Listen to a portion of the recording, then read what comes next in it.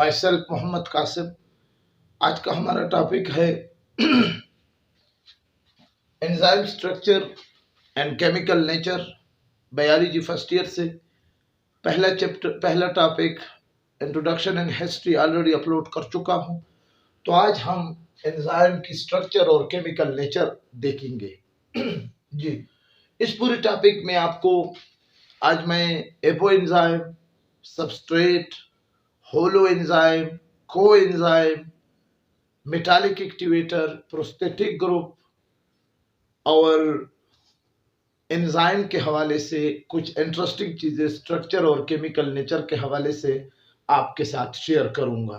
तो शुरू करता हूं। सबसे पहले एंजाइम की स्ट्रक्चर आपको मैं बताते जाऊं कि एक बायोलॉजी के तालिब इल्म की हैसियत से तमाम तालिब इल्म स्टूडेंट, यानी एक स्टूडेंट की हैसियत से, मिसाल के तौर पर ये हमारे साथ एक एंजाइम है, इसके अंदर मैं ई लिखता हूं ताकि आपको समझ आए।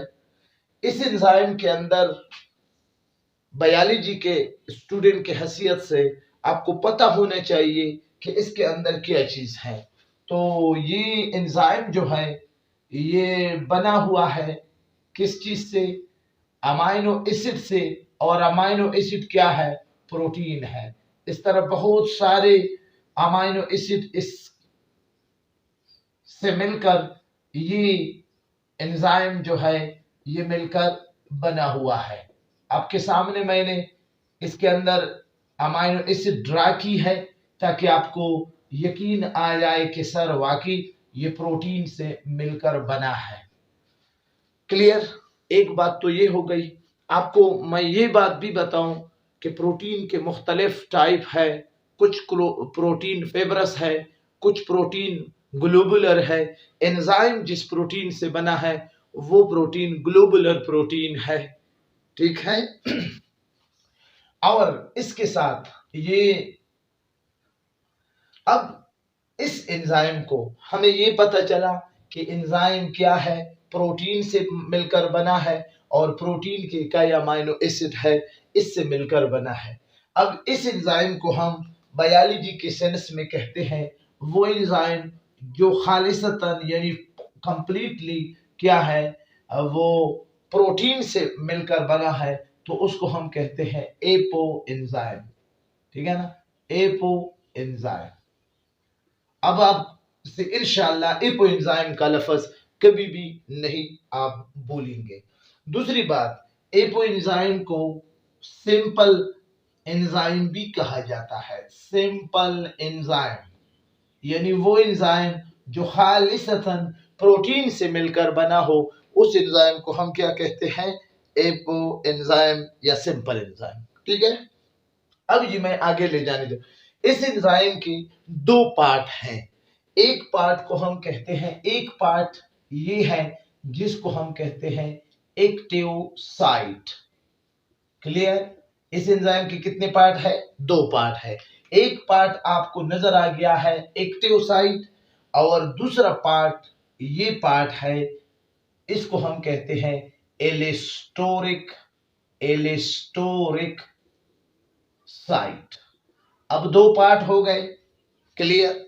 एक्टिव साइट वो साइट है जिस सरफेस के साथ एक सबस्ट्रेट, अब ये सबस्ट्रेट क्या चीज है मैं आपको बनाने जा रहा हूं। मिसाल के तौर पर ये एक सबस्ट्रेट है, ठीक है ना। इसको मैं कलर देता हूं ताकि आपको फिर आसानी हो नजर आने में। ये एक सबस्ट्रेट है। क्लियर? यानी वो सब्सटेंस जिस पर एंजाइम एक्शन करे, उस सरफेस को हम क्या कहते हैं? इसको, उस सब्सटेंस को हम क्या कहते हैं? सबस्ट्रेट। ठीक है, सबस्ट्रेट। अब सबस्ट्रेट आपने पहचान लिया। अब ये सबस्ट्रेट जब इस एक्टिव एंजाइम की जिस सरफेस के साथ अटैच हो जाए, जिस साइट के साथ अटैच होता है, उस साइट को हम क्या कहते हैं? Active site. और जिस साइट के साथ सबस्ट्रेट बिंड नहीं होता, उस साइट को हम क्या कहते हैं? एलिस्टोरिक साइट। ठीक है। अब जी, एक्टिव साइट हमारे साथ दो किस्म के होंगे। अब ये एक्टिव साइट, ये जो आपको नजर आ रहा है, ये एक्टिव साइट आखिर इसमें क्या चीज है, ठीक है ना, कि सबस्ट्रेट सिर्फ इसके साथ अटैच होता है और बाकी पार्ट के साथ, रेस्ट ऑफ द पार्ट के साथ अटैच नहीं होता। तो for your kind of information आपको बताने जा रहा हूं कि इस पार्ट में जो अमाइनो एसिड है वो चार्ज्ड है, ठीक है ना, जबकि बाकी रेस्ट ऑफ अमाइनो एसिड वो चार्ज नहीं है, इसलिए सबस्ट्रेट यहां पर अटैच होते हैं। और वो चार्ज मैं उसको इस तरह बनाता हूं, मिसाल के तौर पर ये, ठीक है, ये रेड कलर के अमाइनो एसिड ये आपको नजर आ रहा है, ये है आपका क्या है, एक्टिव साइट। ये वो साइट है एंजाइम का, वो सरफेस जहां जिसके साथ सबस्ट्रेट अटैच हो जाए। सबस्ट्रेट वो सब्सटेंस जिस पर एंजाइम एक्शन करे, तो उसको, तो इस साइड को, अब इस साइड में क्या बला है, इस साइड में जो अमाइनो एसिड है वो चार्ज है, ठीक है। और ये कितनी की तादाद में होंगे, ये अमाइनो एसिड 3 से लेकर 12 तक हो सकते हैं, यानी मिनिमम 3 हो सकते हैं और मैक्सिमम 12 हो सकते हैं। अब इस एक्टिव साइट के फिर क्या है, दो दो दो पार्ट है। एक पार्ट को हम कहते हैं बेंडिंग बेंडिंग साइट, यानी एक्टिव साइड में अब फिर दो साइड है, एक है बेंडिंग साइड और एक है केटालाइटिक केटालाइटिक साइट। क्लियर, यानी एक एक्टिव साइट को फिर दो पार्ट में तकसीम हो जाता है, एक साइड है बेंडिंग साइट और दूसरा है केटालाइटिक साइट। बेंडिंग साइट जैसे नाम से जाहिर है कि ये वो साइट है जिसके साथ सबस्ट्रेट बेंड होता है, ठीक है ना, एक तो बेंडिंग का काम करता है, दूसरा एक्टिव साइट के बेंडिंग साइट का दूसरा काम क्या है, सबस्ट्रेट को पहचानता है, रिकॉग्नाइज करता है कि ये मेरा सबस्ट्रेट है। आप इंशाल्लाह इससे अगले लेक्चर में आपको पता चलेगा कि enzyme are too specific for substrate, हर सबस्ट्रेट का अलग एंजाइम होता है। और एक थ्योरी भी आपने शायद नाम सुना होगा, one enzyme one protein theory, यानी हर सबस्ट्रेट के साथ एक एंजाइम क्या होगा, फिट होगा। इसी तरह इसी चैप्टर के बाद के टॉपिक में दो मॉडल्स आते हैं, key and lock model, fit hypothesis, fit induced hypothesis. तो उसमें भी उस दोनों का लबे लुबाब ये है कि हर एंजाइम का अपना सबस्ट्रेट होगा। तो बेंडिंग साइट का क्या काम है, बेंडिंग साइट का काम है सबस्ट्रेट को बेंड करना और सबस्ट्रेट को पहचानना, ठीक है ना। और केटालाइटिक साइट का क्या है, आपको पता है कि केटालिस क्या काम करता है, to speed up biochemical reaction, यानी केटालिस, ठीक है ना, एज ए केटालिस का किरदार अदा करना, तो ये काम ये करता है। और केटालाइटिक साइट का ये भी आसान उर्दू में ये है कि किसी चीज को ब्रेक डाउन करना या किसी चीज को बनाना।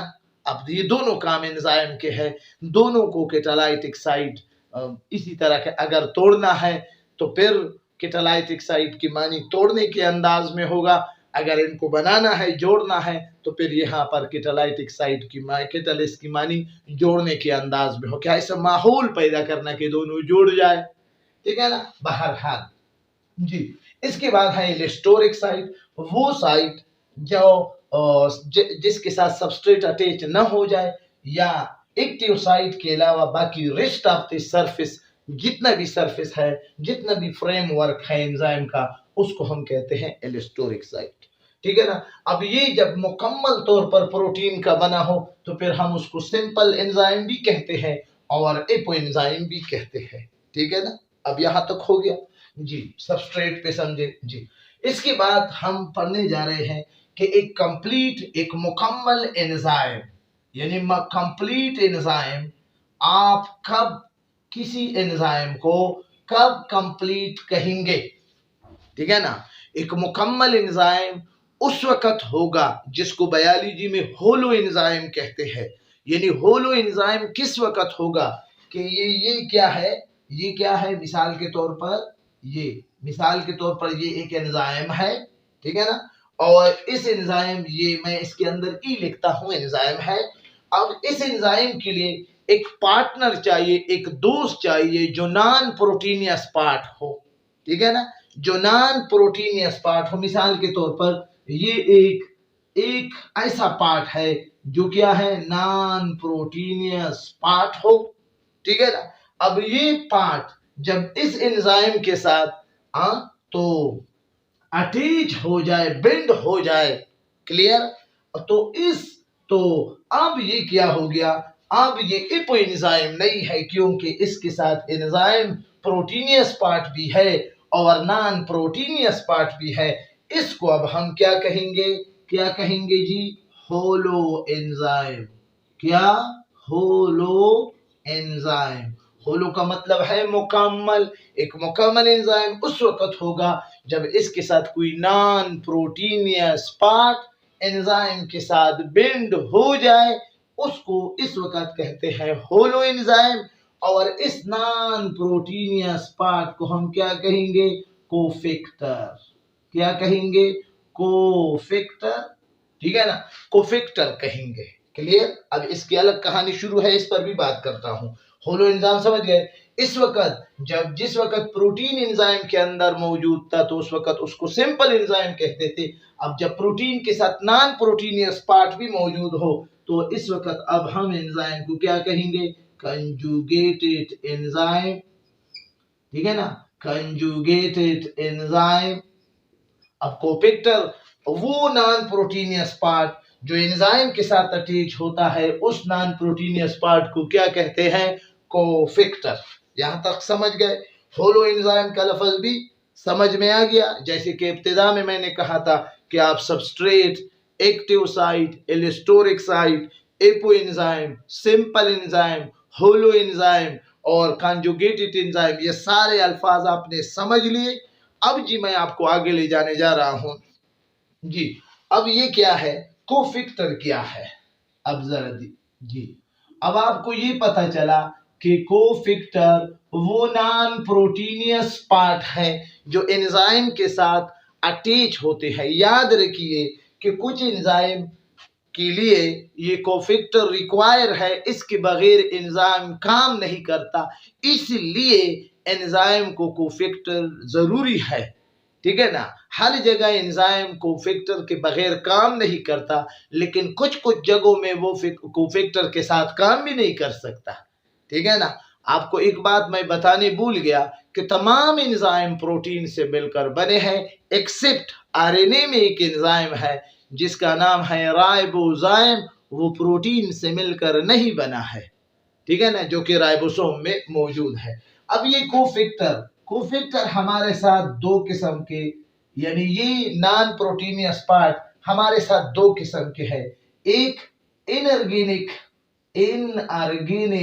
मॉलिक्यूल से मिलकर बना है।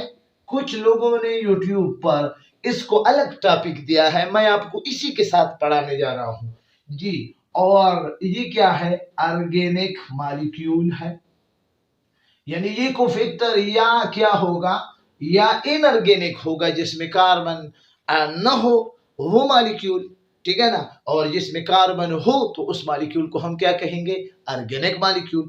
अब जिसमें इन कोफैक्टर ये नॉन प्रोटीनियस पार्ट, ठीक है ना, कभी कभी ये मेटालिक एक्टिवेटर की सूरत में होगा, यानी ये कोफैक्टर मेटालिक एक्टिवेटर की सूरत में होगा। और ये मिसाल के तौर पर सोडियम है, मिसाल के तौर पर मैग्नीशियम है, मिसाल के तौर पर पोटाशियम है, और नेगेटिव चार्ज के सूरत में भी क्लोराइड है, ठीक है ना। ये सारे मेटालिक एक्टिवेटर है, ठीक है ना। बहरहाल क्लोरीन का जिक्र अगर आप न करें तो ये बेहतर है, फिर इससे और मसला पैदा होता है। ऑर्गेनिक मॉलिक्यूल, अब जी ऑर्गेनिक मॉलिक्यूल हमारे साथ दो किस्म के हैं। एक है ऑर्गेनिक मॉलिक्यूल, वो ऑर्गेनिक मॉलिक्यूल जो क्या है, जो कि ऐसा कोफैक्टर जब प्रो एंजाइम के साथ कोफैक्टर लूजली अटैच हो, ठीक है ना, जब लूजली अटैच हो तो फिर हम उसको क्या कहते हैं कि ये क्या है, को एंजाइम। अब यहां पर आपने को एंजाइम भी सीख लिया, यानी जब cofactor non proteinaceous part enzyme के साथ लूजली अटैच हो, यानी मतलब यह है कि इसके अंदर हाइड्रोजन बांड हो या हाइड्रोफोबिक बांड हो, लूजली अटैच हो, आसानी के साथ हटता हो, तो फिर हम इसको क्या कहते हैं कि ये कोफैक्टर जब लूजली अटैच हो। अब मैं इस कोफैक्टर को इस तरह बनाता हूं, ये देखो इस तरह, ये लूजली आपको नजर आ रहा है कि ये लूज स्प्रिंग नुमा चीज के साथ ये लूज है, ठीक है ना। तो इस सूरत में इसको हम क्या कहेंगे, कोएंजाइम। ये लफ्ज भी आपने सीख लिया कि when cofactor non proteinaceous part attach with enzyme loosely attach, तो फिर हम उस वक्त इसको क्या कहेंगे, कोएंजाइम। ये किसी भी वक्त ये कोफैक्टर इससे अलग हो सकता है। और दूसरा क्या है जी, प्रोस्थेटिक ग्रुप। प्रोस्थेटिक ग्रुप जी, जब एंजाइम के साथ non proteinaceous part strong attach हो, स्ट्रॉन्ग, ठीक है ना, यानी इसके अंदर कोवेलेंट बॉन्ड हो, तो फिर उस वक्त ऐसी एंजाइम को फिर हम कहेंगे कि ऐसी कोफैक्टर को हम क्या कहेंगे, प्रोस्थेटिक ग्रुप। और कोएंजाइम का एग्जांपल क्या है, NAD, ठीक है ना। और प्रोस्थेटिक ग्रुप का एग्जांपल क्या है, FAD, फेल-1 एडेनिन डाइन्यूक्लियोटाइड। यानी जब कोफैक्टर एंजाइम के साथ स्ट्रॉन्ग बॉन्ड बनाए, कोवेलेंट बॉन्ड बनाए, तो फिर हम उस वक्त इसको क्या कहेंगे कि ये क्या है, प्रोस्थेटिक ग्रुप है। और इसका एग्जांपल क्या है, FAD। और जब ये cofactor non proteinaceous part enzyme के साथ लूजली अटैच हो, तो फिर हम उस वक्त इसको क्या कहेंगे, कोएंजाइम, ठीक है ना। आई थिंक ये आपके सामने एंजाइम स्ट्रक्चर और केमिकल नेचर का क्या था, आपके सामने ये सारी चीजें मैंने 1 बाय 1 डिस्कस की है। फिर भी अगर आपको इसमें कुछ कंफ्यूजन लग रहा है तो प्लीज वीडियो के कमेंट बॉक्स में आपके लिए खुला छोड़ रहा हूं। आपका जहां पर भी कोई क्वेश्चन बनता है तो आप लाजमी तौर पर क्वेश्चन करें, ठीक है ना। तो इजाजत चाहता हूं, आपकी दुआओं का मुंतजिर रहूंगा, ठीक है ना। अपना ख्याल रखिए, खुदा हाफिज।